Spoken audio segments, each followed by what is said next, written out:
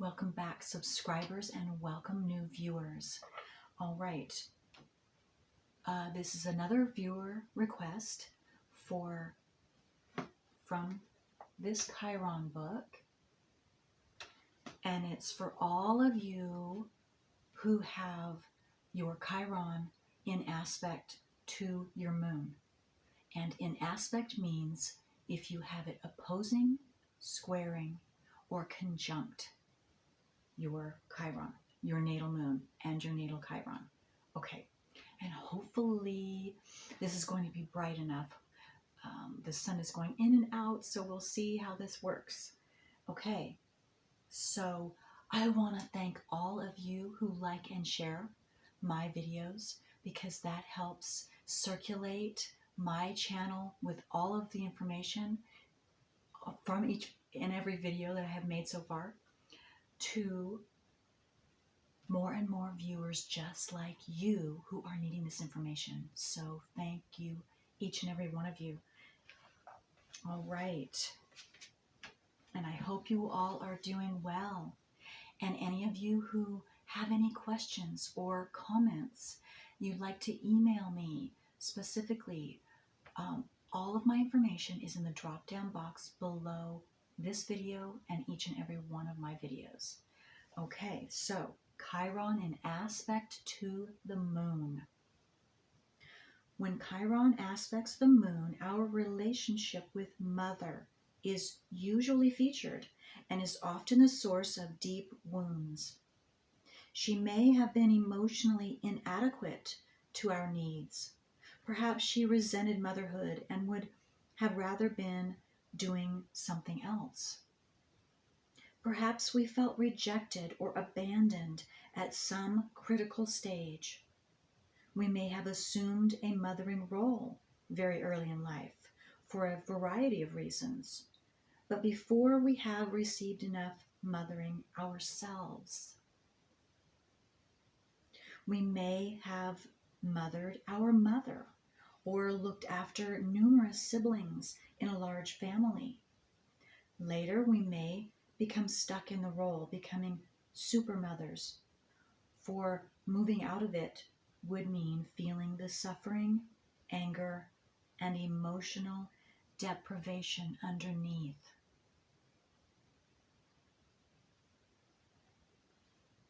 One person with the moon opposite Chiron felt rejected by her mother, who wanted a son. She herself became a mother very young. After raising several children, she worked in old age homes, looking after sick people. She tried her whole life to do it better than her mother, and went into a crisis after her first daughter sought therapy because of their relationship. Her world crumbled when she realized that her daughter felt wounded by her, in spite of every effort to the contrary. Okay, and what just came to me there is these things do and can absolutely be transferred from generation to generation when they're not taken care of, just like our nodes of the moon are. We can have planets and or Chiron do the same thing, and you can see that if any of you are ever interested in taking a look at your mother and father and grandparents and yourself down the line and see what you were given, what was passed down because it wasn't able to be taken care of by your parents or your grandparents or your great-grandparents. I mean, on and on. Okay. At her Chiron return, she courageously embarked on the task of rebuilding her sense of identity, including aspects of her nature that had been left out because of her strong identification with the mother role. And again, I'm being called to say too, don't feel bad if you've passed down certain things to your children. That's going to happen, especially if you weren't able and didn't know about astrology, your natal wheel, or anything like that. I certainly didn't. So I passed down anything I because I didn't start looking into it until after I had my child as well. Okay.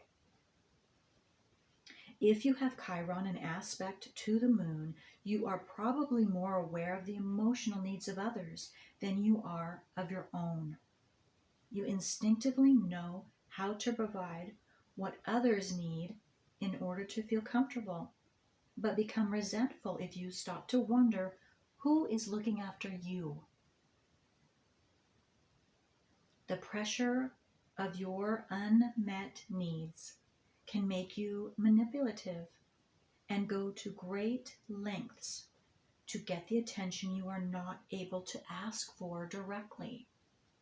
So again, don't feel bad, those of you who are seeing that you have done this or you're doing this, because this is what you were given at birth. And now you can see this and work through this. And this is a blockage. This is an injury. Again, Chiron is where you were injured, and they're now where you can be healed because you are consciously aware of this. You may seek the attention. Okay, I'm going to repeat that. You may seek out a mother figure, hoping she will meet your needs without ever a word being spoken, just as you do for others. You probably attract to you those who need mothering, only feeling strong when in the role of caretaker. Perhaps you even feel you know what is best for others and are surprised when they manage without you. Although you may have deep instinctive wisdom in this area, you also tend to be somewhat interfering. Hold on, I just realized I need to make sure my volume is up.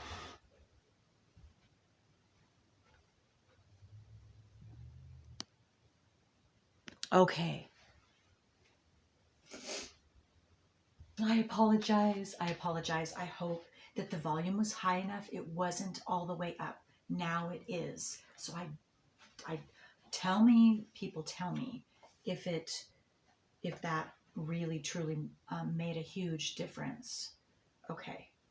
And I want to tell you too that I can send you written copies, any of you who are wanting this as well, so that you can keep this on hand and you can read it yourself over and over. Okay. If that feels necessary for you. Okay.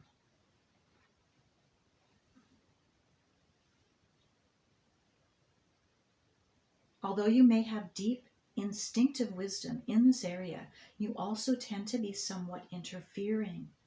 It's not easy for you to let others be or allow them to make their own mistakes. Sometimes a woman with Chiron in aspect to the moon may turn her good mothering instincts outwards and reserve her bad mothering for herself. She could have an open house where all the neighborhood kids go for tea and biscuits or to get patched up if they fall and hurt themselves. She may work with the children or babies or be concerned with maltreated or undernourished children. However, her own esteem is often low, and she works hard at maintaining the good mother role to compensate and thus prove her worth.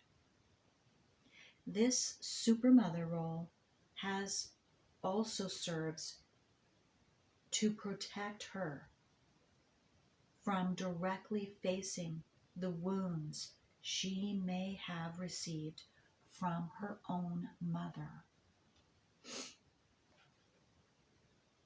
Alternatively, with Chiron in aspect to the moon, women sometimes reject the role of mothering, consciously feeling no maternal urges, finding it difficult to enjoy babies and young children, and having a horror of anyone becoming dependent on them.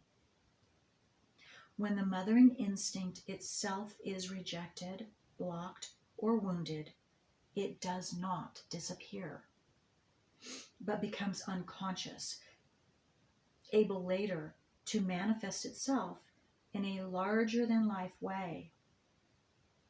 Alternatively, women may become devitalized and drained as they narrow down their world to try to protect themselves from the bad mother out there.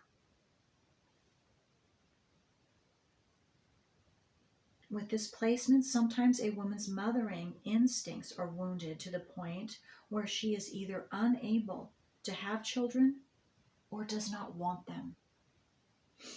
Part of her individuation process could then be consciously to mourn this and to befriend the power of her own instincts so that she does not become possessed by their anger at not having been physically fulfilled. Instead of shriveling with bitterness, she may instead open herself up to a profound relation with the inner world of images, the non-rational and lunar side of consciousness, which is a gift of this placement. Lunar consciousness reflects and illuminates the network of unseen connections that make up the web of life in the form of feelings, subtle energy fields, and images. Rather than being a superimposed system of ideas, lunar consciousness is subjective and intuitive, holistic, and embedded in organic life.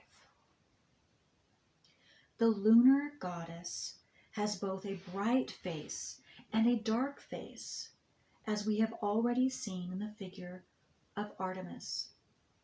Her bright aspect reflects light in the form of caring for others and contributing to life by honoring the feeling element in situations. Her gifts are ecstasy, holistic awareness, and intuition.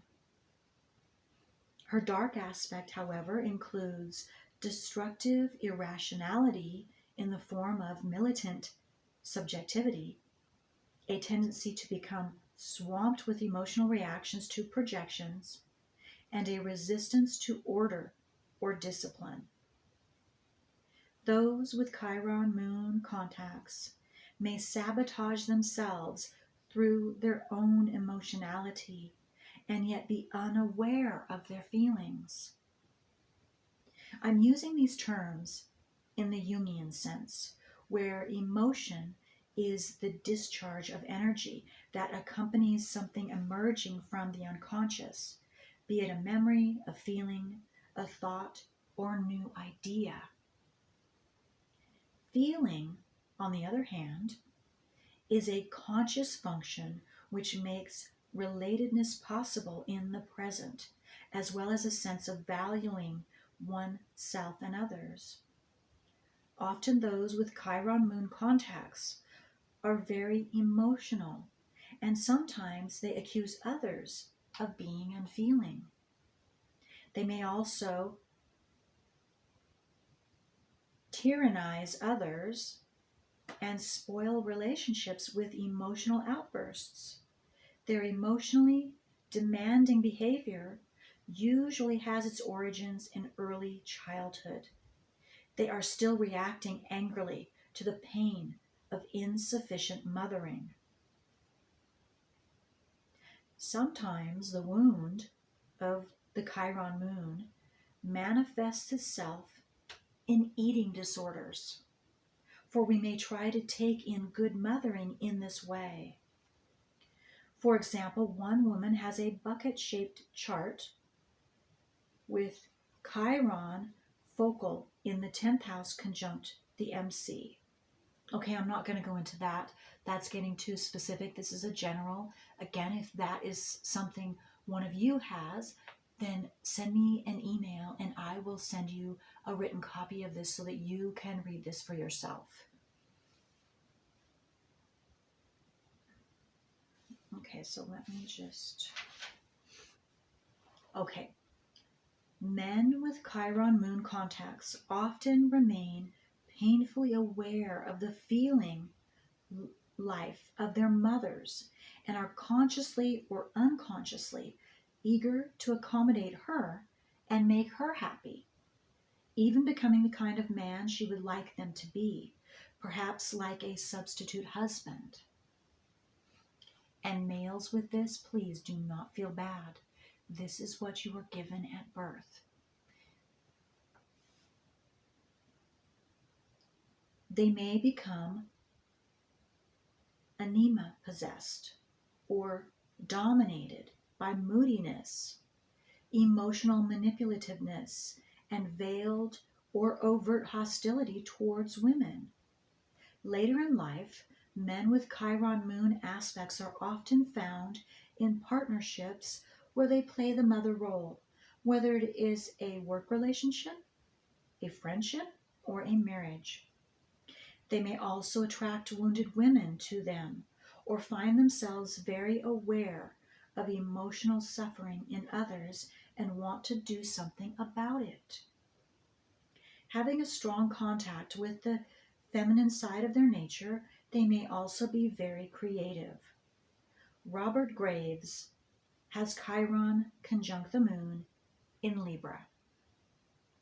Through his historical approach to myths, he traced them back to their lunar roots in matriarchal times. An interesting example of a man who has this aspect is Dr. Benjamin Spock, with Chiron in Capricorn opposite Moon in Cancer. He set out standards. Note, Chiron is in Capricorn for him, of infant care, which influenced a whole generation of young mothers and their offspring, especially in America. One cannot help wondering if he was trying to out-mother his mother, as he vicariously inflicted upon millions of babies the same disregard for natural rhythms as he must have experienced from her. And what the writer is saying is Dr. Spock must have felt from his own mother. That's very interesting, isn't it?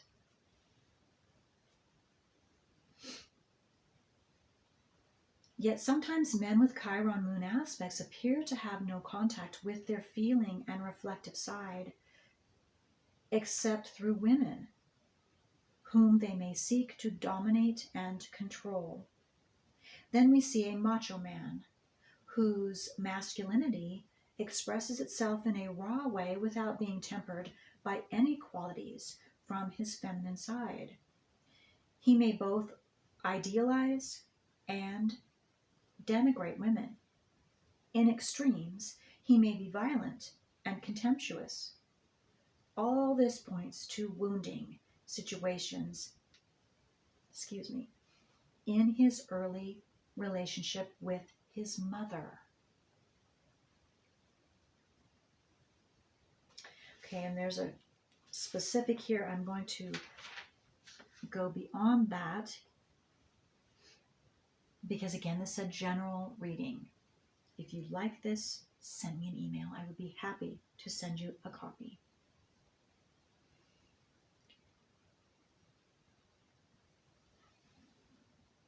Okay, I'm going to keep going here.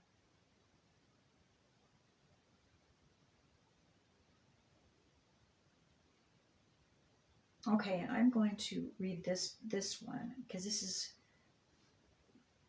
Dr. Miriam Stapard. I'm not sure if I pronounced that name properly or not. Has Chiron conjunct South Node, conjunct his moon, all in Gemini in the second house. And this doctor is well known to British TV audiences for her program Where There's Life. in which subjects of medical and psychological interest are aired, usually by way of discussing actual life experiences with members of the audience. Her interviewing manner is warm and motherly, Chiron and Moon, but simple and direct, Chiron in the second house. She has a gift for enabling people to communicate. Chiron in Gemini. Gemini has everything to do with communication, the third house, which is the natural house of Gemini.